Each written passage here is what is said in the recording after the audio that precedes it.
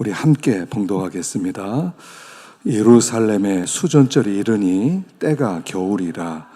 예수께서 성전한 솔로몬 행각에서 거니시니 유대인들이 애워싸고 이르되 당신이 언제까지나 우리의 마음을 의욕하게 하려 하나이까?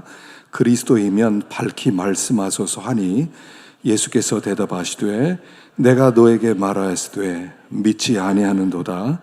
내가 내 아버지의 이름으로 행하는 일들이 나를 증거하는 것이거늘 너희가 내 양이 아니므로 믿지 아니하는도다. 내 양은 내 음성을 들으며 나는 그들을 알며 그들은 나를 따르느니라. 내가 그들에게 영생을 주노니 영원히 멸망하지 아니할 것이요 또 그들을 내 손에서 빼앗을 자가 없느니라. 그들을 주신 내 아버지는 만물보다 크심에 아무도 아버지 손에서 빼앗을 수 없느니라. 나와 아버지는 하나이니라 하신대. 이 말씀을 통해서 또 은혜 받으시고, 오늘 성경 암송은 안 하겠습니다. 다음 주로 또 미루고요. 성경 암송 열심히 하시고요. 오늘 나눠드린 성경 구절 한번 펴시겠어요? 오늘 나눠드린 성경 구절입니다. 한번 쭉 읽어보겠습니다. 여러분들 한 주일 동안 암송하고 또 기도하실 부분입니다. 한 5일 정도 시간 들이면 충분히 외울 거예요. 아마 마음속에 머물 거라고 생각합니다. 한번 읽어보겠습니다. 첫 번째, 요한복음 10장 28절 29절 시작. 내가 그들에게 영생을 주노니 영원히 멸망하지 아니할 것이요 또 그들을 내 손에서 빼앗을 자가 없느니라. 그들을 주신 내 아버지는 만물보다 크심에 아무도 아버지 손에서 빼앗을 수 없느니라. 그 다음에 두 번째, 요한복음 11장 25절 26절 시작. 예수께서 이르시되 나는 부활이요 생명이니 나를 믿는 자는 죽어도 살겠고 살아서 나를 믿는 자는 영원히 죽지 아니하리니 이것을 내가 믿느냐. 요한복음 12장 24절 25절 시작. 내가 진실로 진실로 너에게 이르노니 한 알의 밀이 땅에 떨어져 죽지 아니하면 한 알 그대로 있고 죽으면 많은 열매를 맺느니라. 자기의 생명을 사랑하는 자는 잃어버릴 것이요 이 세상에서 자기의 생명을 미워하는 자는 영생하도록 보존하리라. 네 번째, 예레미야 5장 1절 시작. 너희는 예루살렘 거리로 빨리 다니며 그 넓은 거리에서 찾아보고 할라. 너희가 만일 정의를 행하며 진리를 구하는 자를 한 사람이라도 찾으면 내가 이 성읍을 용서하리라. 자, 이번 주에 암송할 구절입니다. 그래서 이번에 우리 사경의 말씀이기도 하고요. 또 여러분들이 매일 암송하다 보면 익숙하게 될 것입니다. 그리고 여러분 마음밭에 분명히 심겨질 것입니다. 그래서 말씀이 내 안에 거하는 것, 그게 예수님이 내 안에 거하는 것입니다. 그래서 한번 또 해보자고요. 또 이렇게 매일 암송해보고 화요일도 똑같이 수요일도 똑같이 하다 보면 분명히 말씀이 익숙해질 거라고 생각을 합니다. 요한복음에서 계속 말씀하는 것은 뭐냐면 너희들은 스스로 구원 얻을 수 없다 하는 얘기를 계속 하는 거예요. 우리에게 우리의 힘으로 구원받을 수 있다는 것은 마치 이런 거하고 똑같습니다. 눈봉사 소경에게, 시각장애에게 야 눈 떠봐, 한번 눈 떠봐. 너 눈 떠보면 굉장히 좋을 거야. 눈 뜨면 있지 이 아름다운 세상을 볼 수 있어. 한번 눈 떠봐 하는 거하고 똑같다는 거예요. 옛날에 한때 이 권투가 우리나라에 굉장히 인기 종목이었을 때가 있거든요. 제가 학생 때 MBC 권투라는 게 있었어요. 주일날 예배를 마치고 들어가면 항상 권투를 했어요. 제가 팬이었습니다. 거의 오후 예배 끝나고 나서 들어가면 권투를 보았어요. 근데 권투에서 권투를 하는데 어떤 사람이 옆에서 막 소리가 들리거든요. 옆에 세컨에서 야 피해라, 위빙해, 야 옆구리를 쳐, 뭐 이런 얘기가 들려요. 근데 어떤 사람이 야 맞지 마라는 거예요. 야 맞지 마. 그러다 다운을 당했습니다. 다운되니까 야 일어나. 자, 저기가 그 사람을 맞고 싶어서 맞아요? 실력이 없으니까 맞는 거지. 뭐 때리는데 어떻게 안 맞아요? 맞지 마. 또 일어나서 나중에 케어를 줬습니다. 일어서라니까 그거. 일어서라. 아니 일어날 힘이 없는데 어떻게 일어나요? 우리에게 구원 얘기를 아무리 해주더라도 우리는 구원을 못 받아요. 눈봉사에게 눈 떠봐, 죽은 사람에게 일어나봐 하는 거하고 똑같다는 얘기예요. 그래서 예수님이 이 땅에 오셔서 죽어야만 했다는 거예요. 그리고 여기 말씀 있는 대로 내가 그들에게 영생을 주노니, 영생은 주님이 일방적으로 주는 거지 우리가 하나님 나 자격 있죠? 영생 주세요 할 수 있는 것이 아니라는 거예요. 인간은 스스로 구원 얻을 가능성이 0이라는 거예요. 0.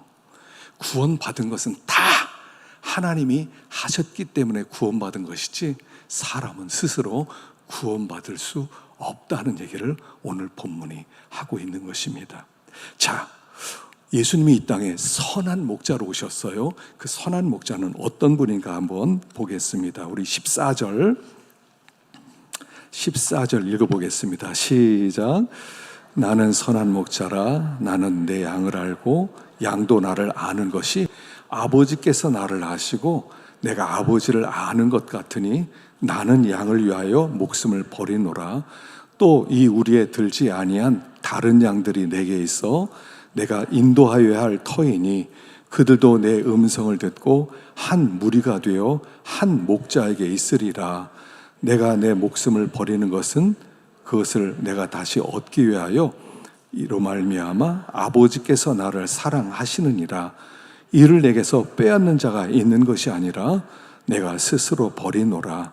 나는 버릴 권세도 있고 다시 얻을 권세도 있으니 이 계명은 내 아버지에게서 받았노라 하시니라.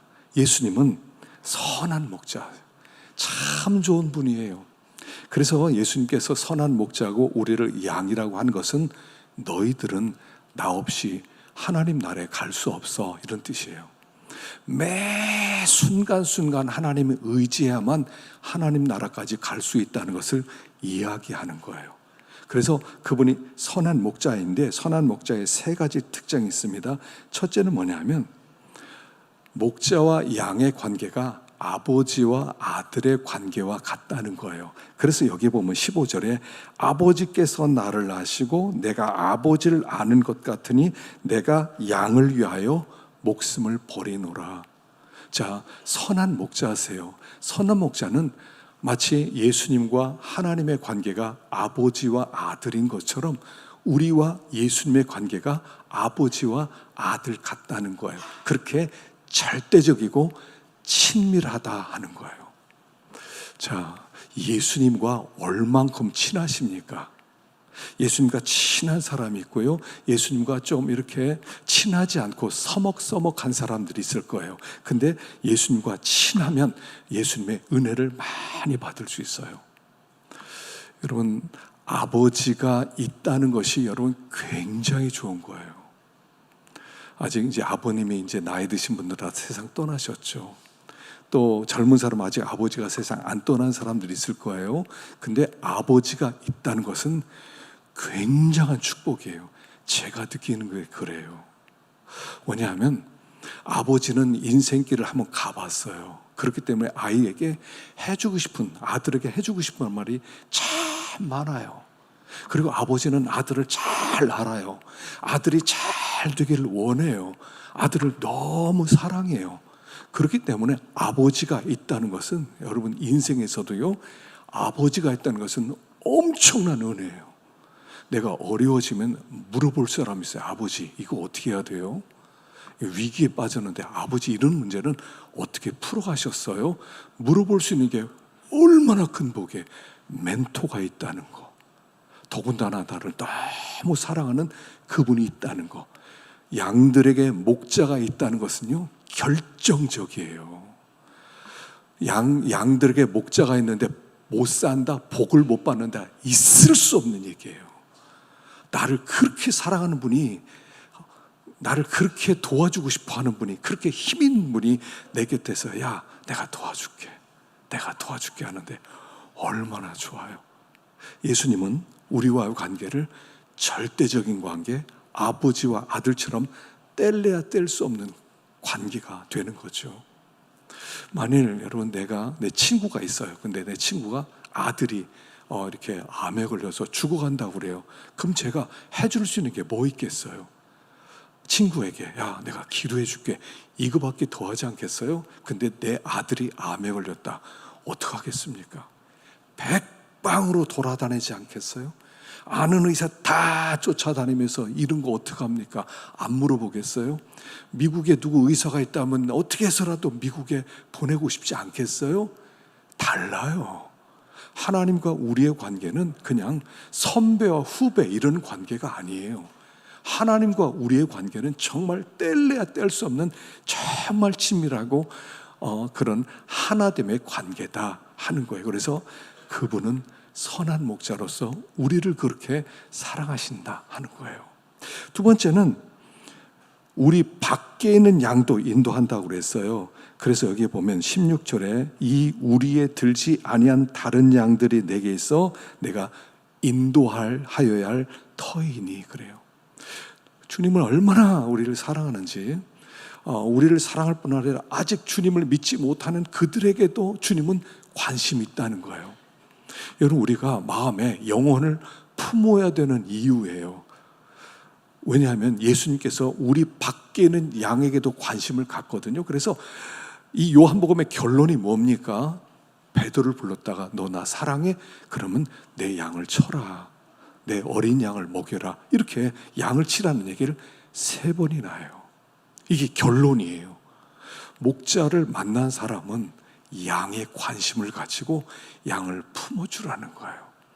교회 안에도요, 아직 하나님을 못 만난 사람들이 있을 수가 있거든요. 그것도 우리 밖에 있는 양이에요. 또 교회 나오지 않는 어떤 사람 또는 옛날에 나왔다가 떠난 사람 다 우리 밖에 있는 양들이죠. 그들에게 관심을 갖고 그들도 예수님께서는 우리 안으로 인도하기를 원하니까 우리에게도 똑같은 것을 요구하고 있다 하는 것이에요. 세 번째는 참목자는 양을 위해 스스로 목숨을 버린다 이렇게 나옵니다. 17절에 내가 내 목숨을 버리는 것은 그것을 내가 다시 얻기 위함이니 이로 말미암아 아버지께서 나를 사랑하니라. 이를 내게서 빼앗는 자가 있는 것이 아니라 스스로 버리노라. 예수님께서요, 내가 너희를 위하여 스스로 목숨을 버리는 거야. 이 얘기는 뭐냐면 이게 나에겐 기쁨이다 이런 뜻이에요. 여러분, 목숨을 버리는 것은 억지로 되지 않아요. 예수님께서 얘들아 난 너희를 위해서 목숨 주는 게 너무 기쁘다 한다 이렇게 말씀을 하세요. 우리 목자는 우리를 생각할 때 여기 목숨을 버린다는 얘기가 4번 계속 반복되어요. 너무 기쁘다는 거예요. 여러분, 어떤 일을 할 때 좋아서 하는 일은 절대로 힘들지 않아요. 죽는 일도 좋아서 하는 일은 힘들지 않아요. 근데 억지로 시키는 일은 굉장히 힘들어요. 억지로 하기 싫은데 이것 좀 하라고 돈 주겠다고 돈 때문에 할 수 있을지는 몰라요. 그러나 기쁨은 없어요. 그러나 기쁨으로 하잖아요. 어떤 일을 기쁨으로 하면 그게 어떤 희생이 있다더라도 괜찮아요. 여러분, 이걸 맛볼 수 있기를 축원합니다. 신앙생활은 항상 자율성이에요. 억지로 하는 게 아니에요. 하나님 앞에 나오는 거 억지로 나올 수 있을 수 있어요? 오래 못 가요. 몇 번 나오다가 말아요. 정말 좋아야 하나님 앞에 나올 수가 있는 거예요. 뭐든지 그래요. 하나님의 일은 다 기뻐야 재밌어요. 기쁨은 힘 하나도 안 들어요. 막 밤을 새는데도요, 힘 하나도 안 들어요. 그러니까 기쁘면, 어려우면요, 힘들어요. 조금만 어려워도 싫다고 그래요. 우리 주님은 목숨 주는 것을 기뻐하셨다는 거예요. 그분이 우리의 목자세요. 자, 그러니까 목자인 우리 예수님은 우리와의 관계가 어떻게 되길 원하는 거예요? 여러분, 그분이 우리에게 있다는 것, 선한 목자, 우리를 위해 죽는 것조차 기뻐하는 분이 있다는 것, 그분이 우리를 너무너무 사랑해서 절대적 관계, 어거스틴이 그런 얘기를 했어요. 어거스틴이 이런 얘기를 했어요. 이 세상에 나 하나밖에 없더라도 나를 위해서 아들을 보냈을 것이다. 나를 구원하기 위해서 나 하나, 뭐 1,000,000명, 1억 명 이렇게 구원하지 않고요, 나 하나를 구원하기 위해서라도 하나님은 예수님을 보냈을 거다. 이게 어거스틴이라는 사람이 예수님의 사랑을 깨닫고 한 고백에 참회록에 나오는 얘기예요. 주님이 이렇게 우리를 사랑한대요. 근데 그분이 우리에게 계시다는 거예요. 그리고 그분이 죽으신다는 거예요. 근데 왜 꼭 죽으셔야 돼요? 그 얘기가 이 다음에 나오고 있어요. 19절 보십시다. 19절 시작. 이 말씀으로 말미암아 유대인 중에 다시 분쟁이 일어나니 그 중에 귀신 들려 미쳤거늘 어찌하여 그 말을 듣는지 하며 어떤 사람은 말하되 이 사람은 귀신 들린 자의 말이 아니라 귀신이 맹인의 눈을 뜨게 할 수 있느냐 하더라. 예루살렘에 수전절이 이르니 때는 겨울이라 예수께서 성전한 솔로몬 행각에서 거니시니. 자, 수전절이 있어요. 여러분, 수전절이 요한복음에만 나오거든요. 수전절은 뭐냐면 그 알렉산더가 죽은 다음에 나라가 넷으로 나눠져요. 넷으로 나눠주는데 그 중에 두 왕조가 아주 강한 왕조가 남아요. 하나는 프톨레미 왕조라고 이집트를 중심으로 해서 강력한 왕조를 세워요. 그 다음에 셀루코스라고 하는 이 강력한 왕조가 예전에 페르시아 영토를 중심으로 두 개가 생겨요. 그리고 서로 항상 으르렁대면서 이렇게 서로 싸우게 돼요. 그때 가운데 유대라는 나라가 끼어 있단 말입니다. 처음에는 프톨레미라는 왕조가 유대를 차지했어요. 좀 편안하게 다스렸습니다. 근데 이 셀루쿠스 왕조가 프톨레미를 이기고 유다를 차지하게 됩니다. 그리고 유다를 차지한 다음에 어떻게 하냐면 안티오쿠스 에피파네스 4세라고 하는 사람이 있어요. 이게 이제 계시록에도 사실 나오는데 제가 설명은 안 했는데 복잡할까? 안티오쿠스 에피파네스 4세가 있어요. 3세 때는 나라가 거의 망하게 되었는데 4세 때 힘을 회복해서 유다를 차지하게 됩니다. 이 사람이 뭐 했냐면 유다에 와서 예루살렘 성전에 들어가서 성전에 돼지피를 가지고 그 성전에서 제우스 신을 섬기는 제사를 지내요. 그리고 그 잡은 돼지를 나눠가지고 유대인들에게 마을마다 돌아다니면서 먹여요. 부정하게 만드니까. 또 어렸을 때 할례 받은 아이들 찾아내요. 그리고 그들 다 죽여요.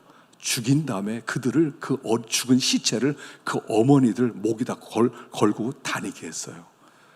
제사장 600명을 잡아다 꽁꽁 묶어서 그들을 도로로 만들어서 그 위에 마차를 굴려서 잔인하게 죽여요. 그러니까 이 어마어마한 이런 일이 벌어지니까 이 유대인들이 분노가 일어나고 반발하기 시작해요. 그리고 나서 그 마띠디아라고는 제사장 가문의 자녀들이 5 있었는데 그 5이 그때 봉기를 시작해요. 그때 앞장섰던 아들이 마카비란 아들이었어요. 이 마카비란 몽둥이란 뜻이거든요. 망치란 뜻이에요.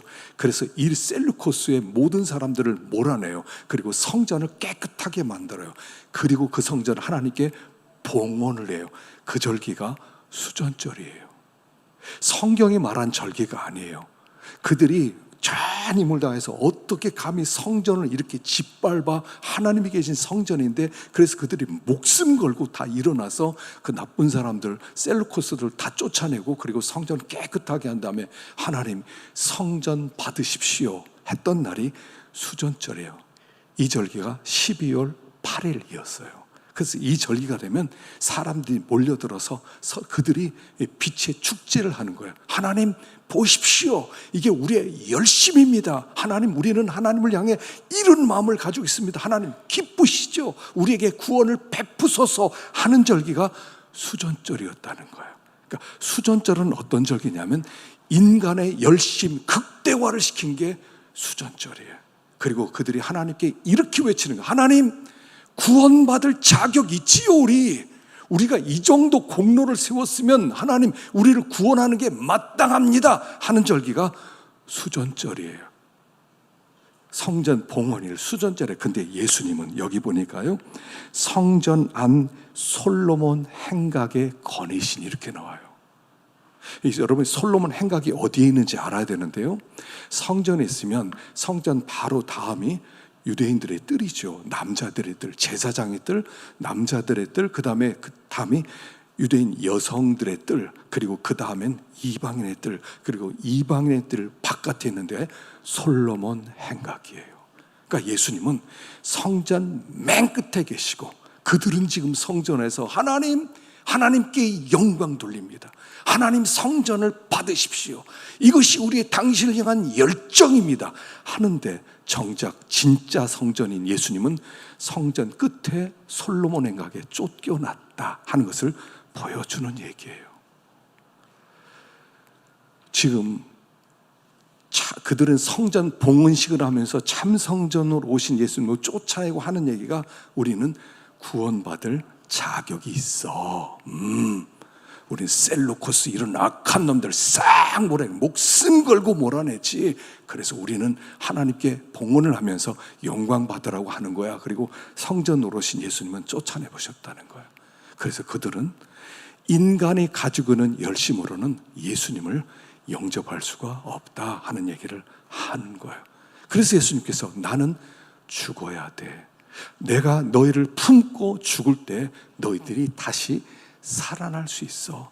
그래서 내가 죽어야 되는 거야. 이걸 계속 얘기하는 거예요. 12장까지요. 하나님의 일이 땅에 떨어져 죽으면 많은 열매를 맺고 죽지 않으면 열매 맺을 수 없는, 이 얘기도 다 그 얘기예요. 너희들은 스스로의 힘으로 구원 얻을 수 있는 자격이 있다고 하지만 너희들은 진짜 성도는 나는 쫓아내는 그런 존재들이야. 그러니까 너희들을 살리려면 너희들 나와 함께 죽어야 돼. 이런 뜻이에요. 그래서 예수님께서 우리를 건지시기 위해서 죽으시는 거예요. 죄인인 우리를 품고 죽으시는 거예요. 그래서 그분이 우리의 선한 목자가 되어서 우리의 앞길을 인도하신다는 그 얘기를 오늘 본문이 하고 있는 거예요. 그래서 여기 수전절이 이르니 때는 겨울이다 그랬거든요. 이 요한복음의 겨울이라는 요 단어는 밤과 똑같은 단어예요. 이제 낮과 밤 얘기가 이제 또 내일 나옵니다만, 겨울, 밤, 구원 얻을 수 없는 절기다 이런 뜻이에요. 그래서 그게 지금 예레미야 8장 20절에 나오는 겁니다. 한번 보겠습니다. 시작. 추수할 때가 지나고 여름이 다하였으니 우리는 구원을 얻지 못한다 하는지라. 여름에 구원 얻는 절기인데 추수할 때가 지나고 여름이 다했으니까, 여름 지나면 가을이 없어요. 이 유대인들은 바로 겨울이에요. 겨울이 왔기 때문에 우리는 더 이상 구원을 얻을 수 없다라고 말을 하는 거예요. 그래서 밤이 되었을 때, 겨울이 되었을 때 더 이상 구원 얻을 수 없게 된 것처럼, 수전절에 그들이 하나님께 열심으로 부르짖던 그 절기가 겨울이라는 거예요. 너희들 스스로 힘으로는 구원 못 받아. 스스로 힘으로는. 이걸 빨리 알아야 된다는 얘기예요. 우린 자꾸 내가 뭐를 하면 구원을 얻을까라고 생각해요. 이렇게 하니까 구원 얻을 자격이 있다고 생각하는 거예요. 우리가 빨리 오라가 와야 돼요. 오라. 아, 나는 안 되는구나. 내가 간 전심으로 하는 일이라는 것은 예수님을 쫓아내는 것밖에 못하는구나. 오라. 난 절망이다. 어쩌지? 하나님 어떡합니까? 빈손 들고 주님 앞에 나옵니다. 이걸 고백해야 하나님의 구원이 임한다는 것을 가르쳐주고 있는 거예요. 그래서 그분이 죽으시고, 그리고 그분이 부활함으로 말미암아 하나님의 구원을 우리에게 주시는, 이게 구원은요, 주시는 거예요. 내가 획득하는 게 아니에요. 내가 차지하는 게 아니라 구원은 하나님이 주시는 것이다 하는 얘기예요. 자, 24절 읽어보겠습니다. 24절 시작. 유대인들이 애워싸고 이르되 당신이 언제까지나 우리 마음을 의욕하게 하려니 그리스도이면 밝히 말씀하소서 하니, 예수께서 대답하시되 내가 너에게 말하였으되 믿지 아니하는도다. 내가 내 아버지 이름으로 행하는 일들이 나를 증거하는 것이거늘 너희가 내 양이 아무님으로 믿지 아니하는도다. 내 양은 내 음성을 들으며 나는 그들을 알며 그들은 나를 따르느니라. 유대인들이 와서 얘기를 또 합니다. 당신이 진짜 그리스도입니까? 좀 제발 좀 말씀해 주세요. 왜 이렇게 우리를 이렇게 의심하게 만드는 겁니까? 그리스도라고 하면 우리가 따라가겠습니다. 말씀하십시오. 그랬더니 주님이, 야, 내가 처음부터 그리스도라고 얘기했는데 너희들 알아듣지 못했잖아. 너희들은 처음부터 나를 믿으려고 물어보는 게 아니야. 이렇게 얘기하는 거예요. 이들은 이제까지 수천 년 동안 메시아를 기다렸어요. 그리스도를 기다렸어요. 그리고 그리스도가 그들을 영접하겠다는 거예요. 근데 예수님이 왔어요. 그러니까 그들이 의심을 해요. 진짜 예수야? 진짜 예수님 메시아야? 계속 물어보는 거예요. 근데 물어보는 이유가 뭐냐면 믿기 위함이 아니라는 거예요. 그들은 종교인이었어요.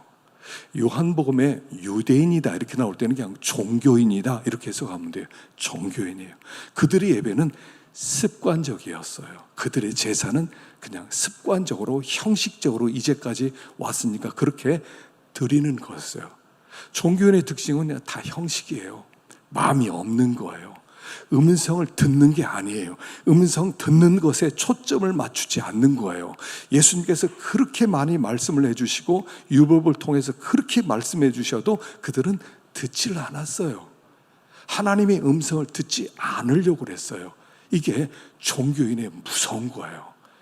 세상에서 제일 예수 잘 믿는다는 사람이 바리새인과 서기관들 아닙니까? 수천 년 동안 그냥 성경 다 외우고요. 그리고 나서 말씀대로 순종한다고 하고요. 그렇게 살아왔어요. 그런데 정작 주님이 오니까 영접을 안 해요. 왜냐하면 양이 아니기 때문에 하나님의 음성을 분별하지 못했다는 거예요. 그럼 신앙생활은요, 형식적이고 습관적으로 하면 안 돼요.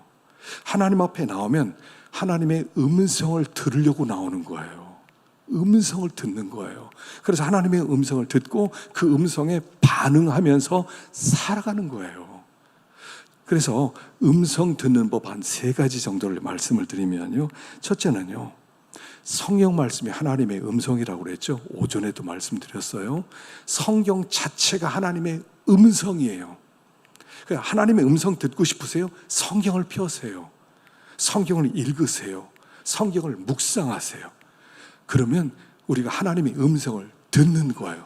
말씀 자체가 하나님의 음성이에요. 자꾸 신비한 소리를 들으려고 하지 마세요. 굉장히 위험해요. 우리 시대는 신비주의 시대가 됐거든요. 그래서 그냥 좀 신기한 소리를 들으려고 그래요. 기독교는 신비 자체입니다. 하나님의 아들이 사람이 되어 이 땅에 왔다? 이게 신비 아니에요? 부정 모혈로 그 남자의 정자로 예수님이 난 게 아니라 성령으로 잉태돼서 아들로 태어났다? 이 신비 아닙니까? 예수님이 죽었다, 부활했다? 이거 신비죠. 기독교는요, 다 신비예요. 내가 예수 믿었다? 이거 신비예요. 내 안에 하나님의 생명이 들어와 있다?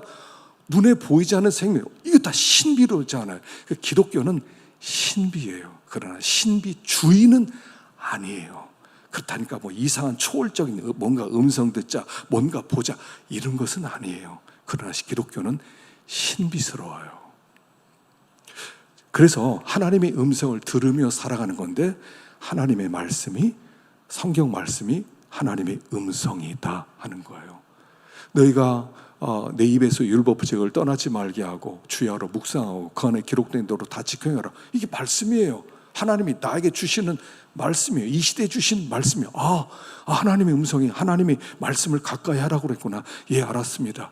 그래서 성경을요, 많이 안 읽어도 돼요. 여러분 이제 거룩한 독서 예전에 한번 말씀을 드렸죠. 성경 사실은 많이 안 읽어도 된다는 거예요. 그냥 한 부분을 조용한 곳에서 하나님의 음성 듣듯이 조용히 읽고 묵상하라는 거예요. 그리고 그 안에서 찾아오시는 주님을 만나라는 거죠. 말씀이 하나님이세요. 태초에 말씀이 계시니라. 이 말씀이 하나님과 함께 계셨으니 이 말씀은 곧 하나님이시니라. 말씀이 하나님이세요. 너희가 구원 믿음에 있는지 너희 자신을 점검해 보아라. 그렇지 않으면 너희가 버리운 자니라 말씀하시잖아요. 그리스도가 너희 안에 계시는가 확인해 보아라. 여러분, 그리스도가 어떻게 계세요? 그리스도가 여러분 마음에 계세요? 어떻게 계세요? 말씀으로 계시는 거예요. 말씀 있으면 주님이 계시는 거고, 말씀이 없으면 주님이 안 계시는 거예요.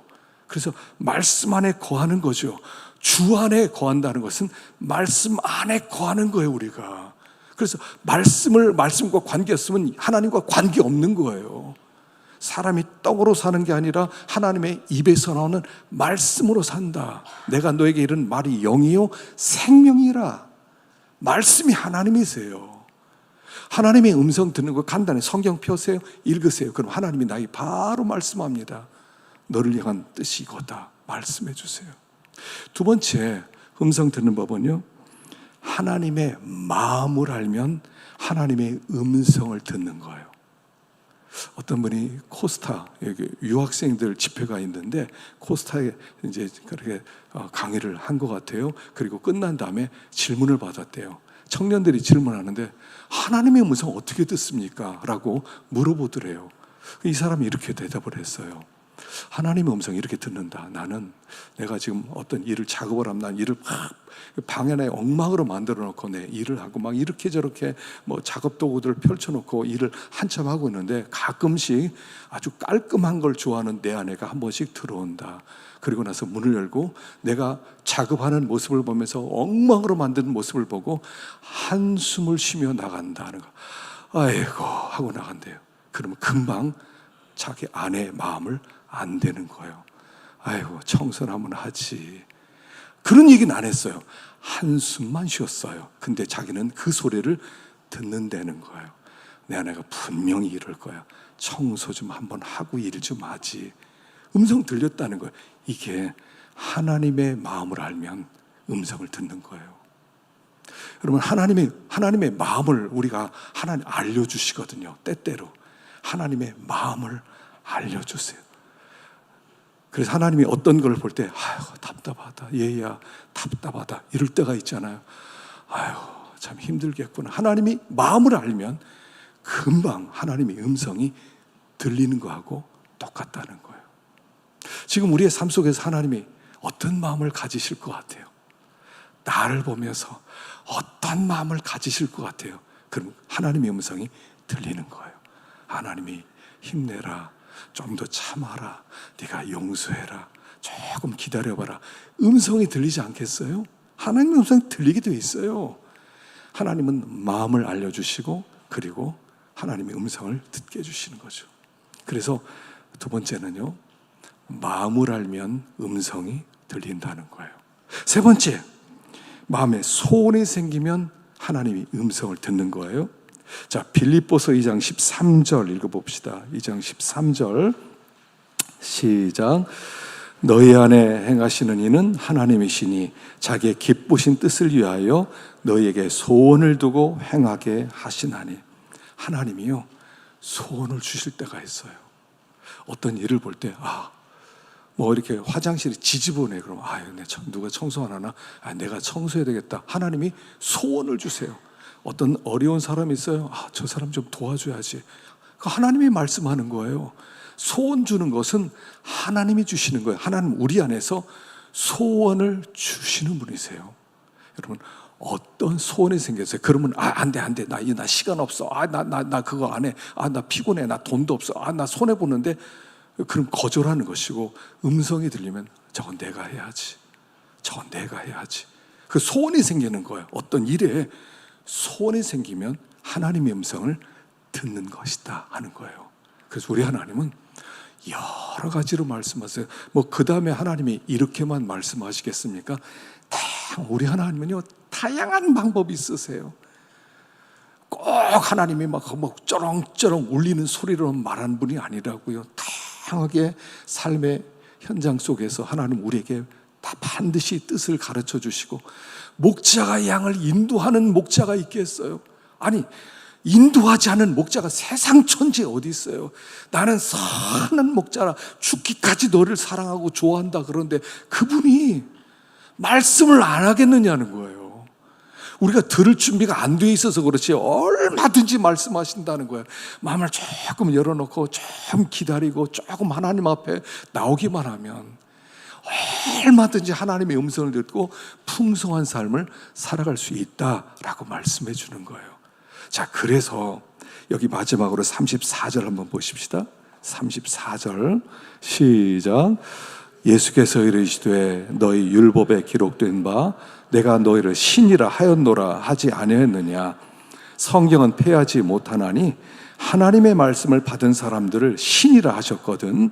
하물며 아버지께서 거룩하게 하사 세상에 보내신 자가 나는 하나님의 아들이라 하는 것으로 너희가 어찌 신성 모독이라 하느냐.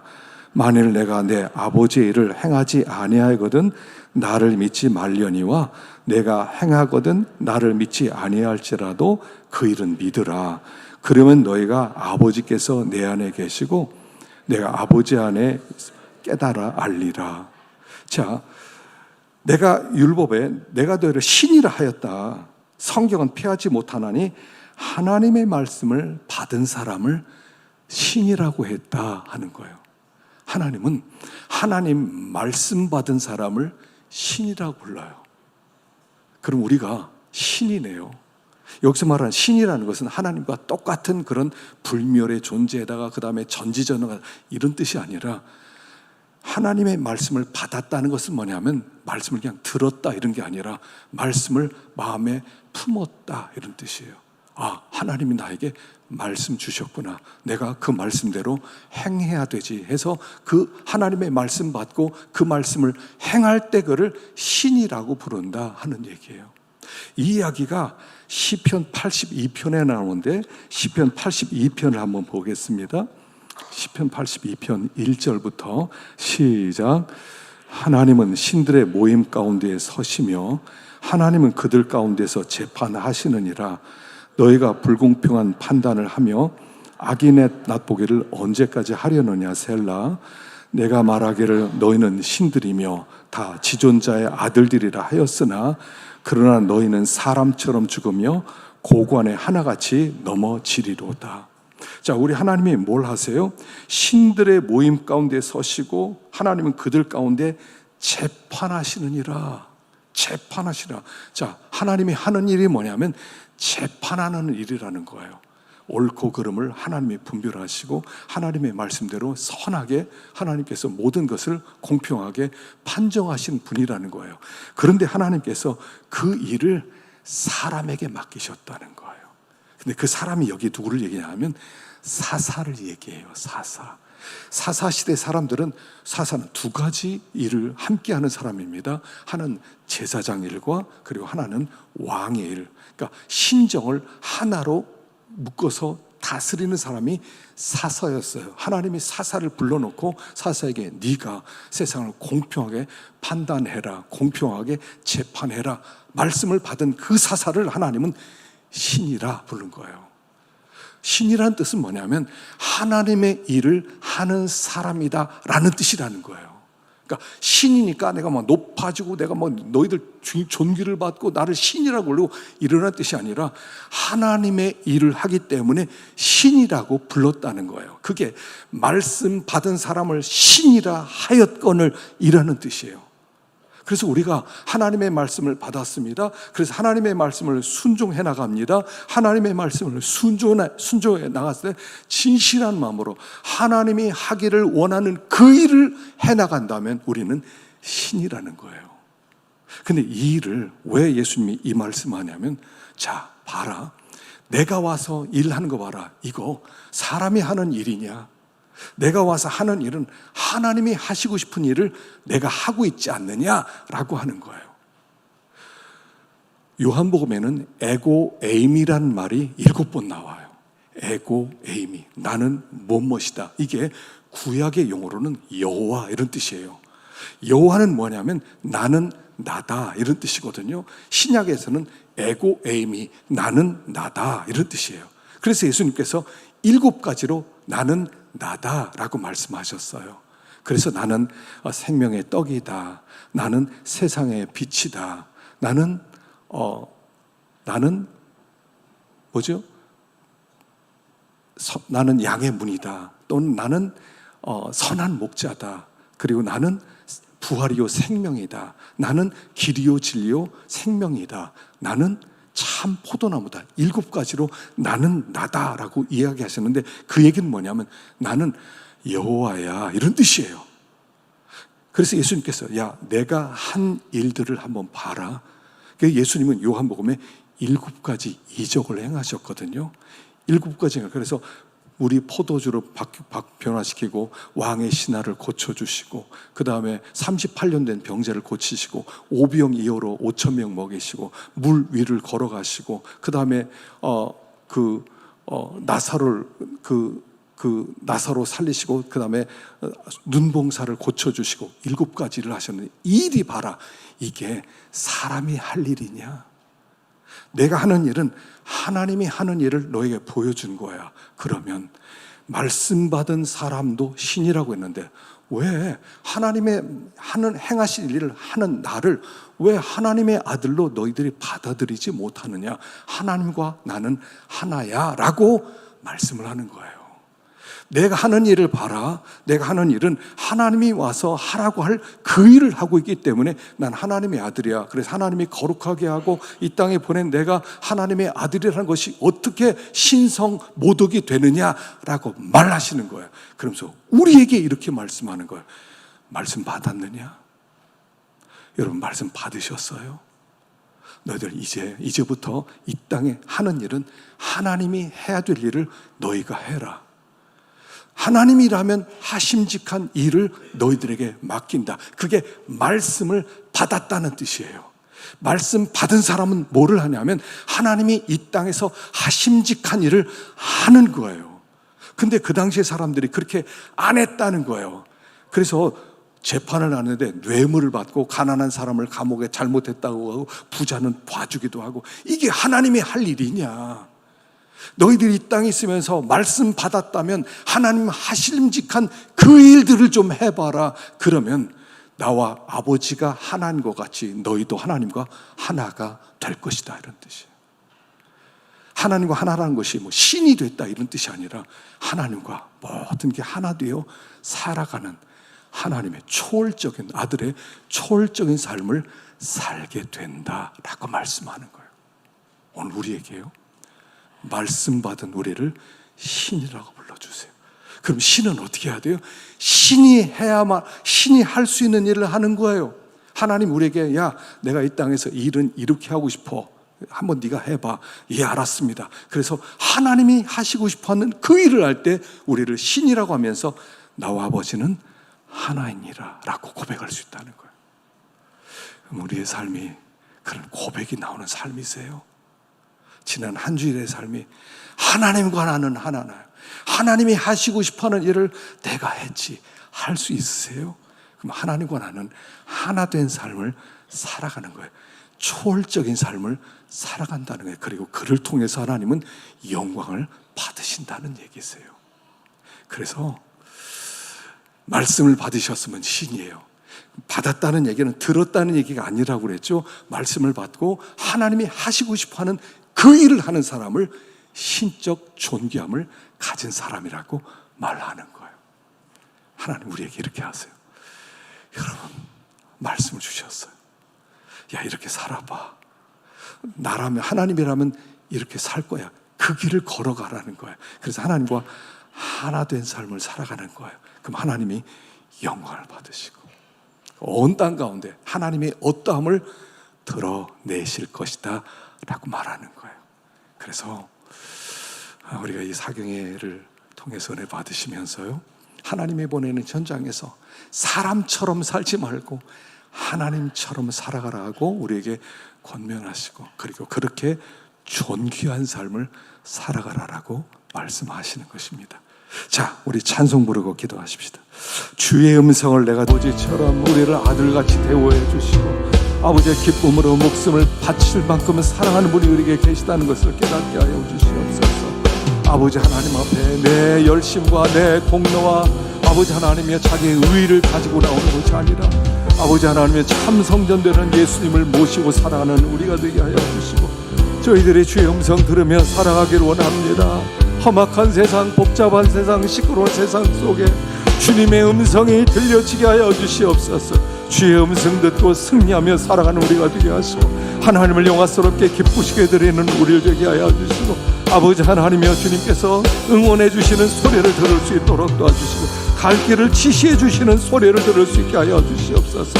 아버지 하나님의 말씀을 받고 순종하는 자들이 되어서 하나님께서 하시고자 하는 그 일을 이 땅에 행하는 우리가 되고 하나님과 뜻이 하나 되고 마음이 하나 될 수 있도록 도와주셔서 아버지 하나님 이제는 우리를 통해 하나님 영광 받으시고 우리를 통해 하나님의 복음이 선포되고 우리를 통해서 죽은 영혼들이 살아나는 역사가 있도록 주님 은혜를 베풀어 주시옵소서.